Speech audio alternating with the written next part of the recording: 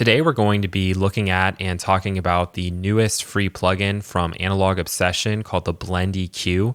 And this is the first EQ plugin that's really interested me in a very long time, not necessarily because of the sound or because of the models being emulated, but because of this whole blend idea, this concept of being able to, for every single band, basically have a parallel chain that you can then set the balance of. So if you want to favorite more towards the Neve, you can do that, or favorite more towards the API, you can do that. And this is something that, as far as I know, doesn't really exist. There are plugins like Equilibrium where you can kind of choose what you want at every single band. There's plugins like the, Pensado EQ from Acoustica Audio that's kind of preset every single frequency band to be emulating, a different hardware unit.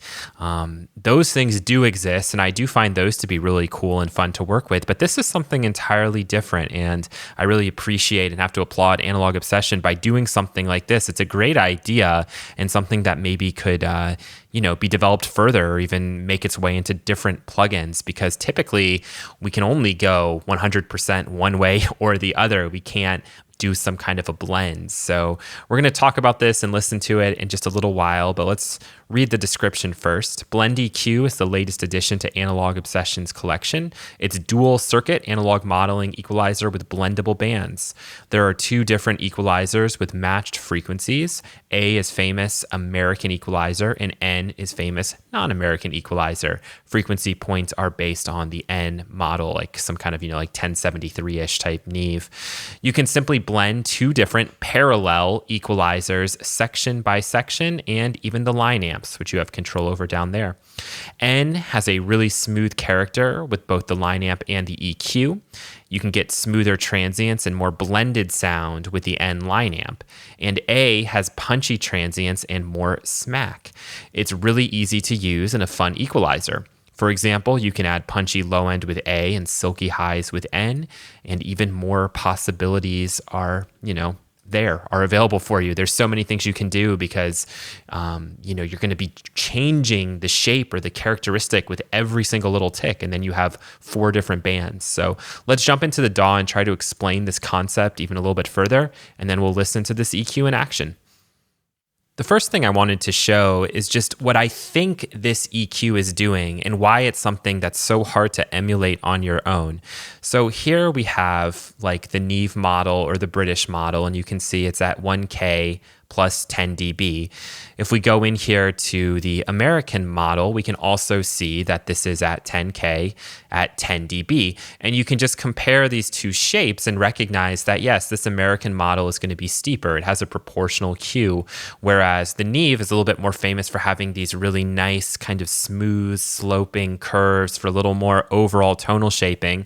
The API, you can sometimes like pick out a very specific frequency, either enhance it or bring it down depending on what you're going for, whether you're trying to pick out the fundamental of a sound, or you're trying to increase the snaps to sound on a snare. This is what this can be used for.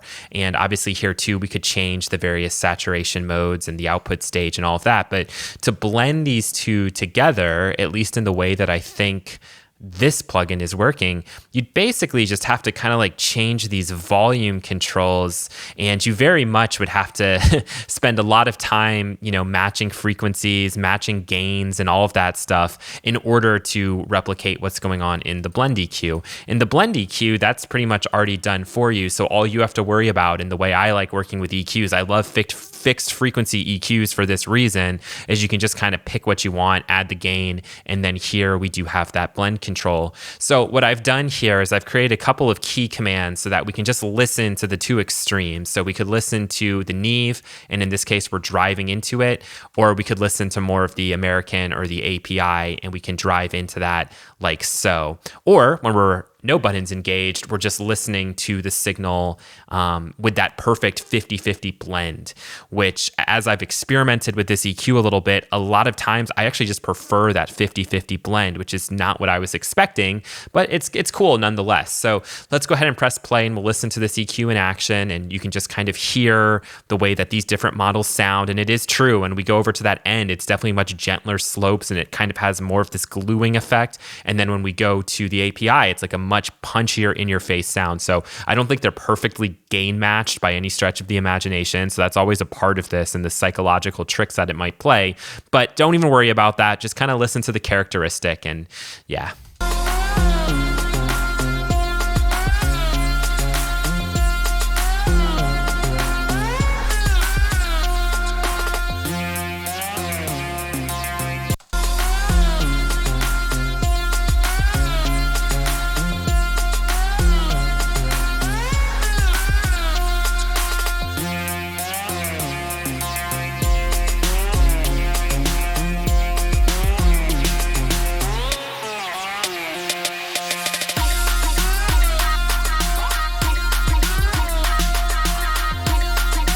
So in this particular instance with this source material, I actually do prefer, I think, that Neve blend. But when I've been doing this with other things, a lot of times I do prefer it right in the middle.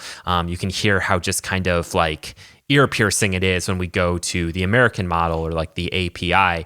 The other thing you could do, and what we'll do very quickly, is maybe set one of these up from scratch where, you know, we kind of make our determinations on our blend amount just based on what we think is going to make sense for that frequency range with this track being played. So let's go ahead and set that up and do that. Alrighty, we've brought in a new instance here, and I'll just go ahead and turn on the oversampling, and we can also then determine which side we want to drive to. Now, with this source material, maybe I want to try to enhance that kind of punchy in-your-face tone. And if I was going to pick either the Neve or the API, I'd probably go more towards the API. So let's just crank this in here at about 70. Again, keep this in mind that when you're in the middle, I don't really think that you're driving in hard either way. It's kind of the cleanest setting you can have, and then you can drive either way. Just going to go about to there. Just get rid of some subsonics with our high pass filter. And now let's figure out what sounds good.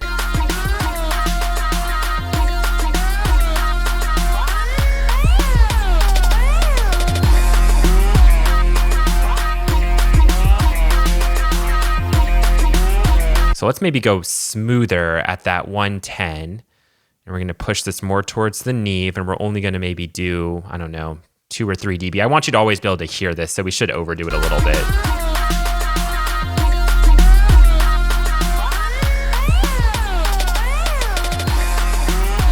And now let's see what we can find with our midband. Let's find an interesting frequency to play around with.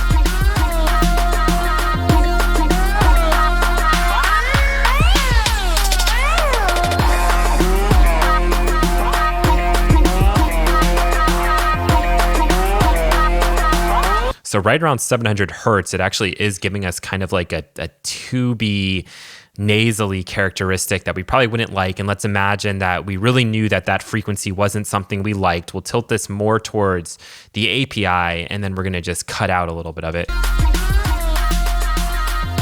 Not saying this is what I would do in real life, but for the sake of example.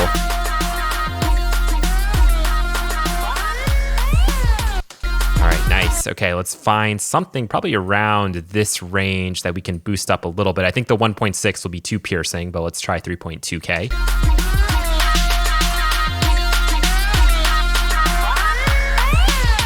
Yeah, maybe I can get some more of this snap.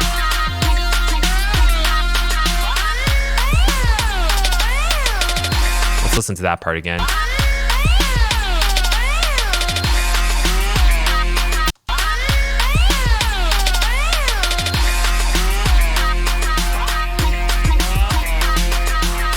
I think that's where I'm going to put it. And now with our shelf, we'll definitely go probably almost entirely towards that Neve characteristic and probably go right for the sheen all the way at the top. Let's see.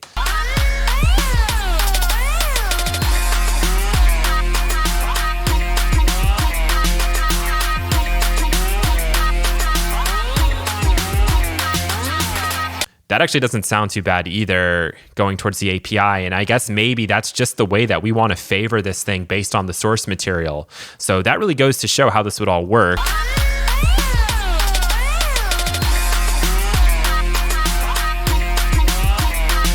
It It's not too piercing to me. If it was too piercing to me, I would start to go more the other way, because you can hear how smooth and silky that top end is when we go that direction. But for this source material, this seems to work better.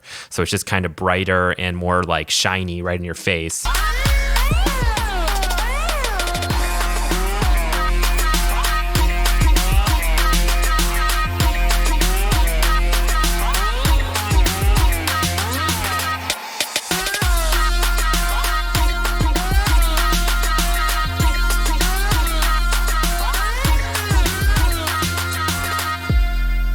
I just want to bring that back into a more realistic range.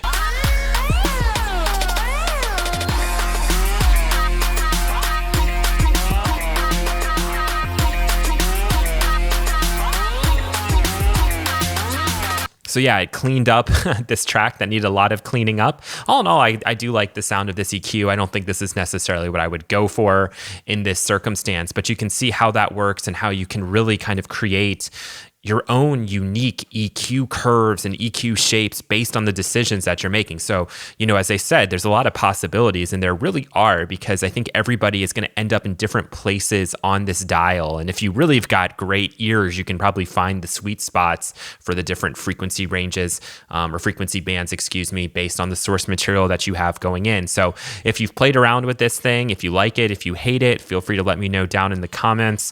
I definitely think it's a really fun and cool idea. And the fact that it's something so different is the reason why I wanted to make this video. Like always, it would be cool, like you see with a lot of the newer EQs, they have, an analyzer built in. So when you're making these changes with the blend and stuff, maybe there could actually be a visual representation showing you how that curve is kind of changing.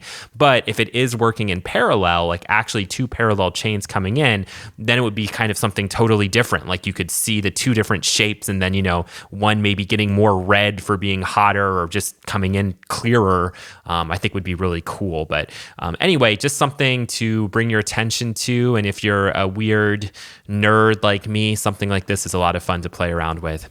Alrighty, have a wonderful day. Bye.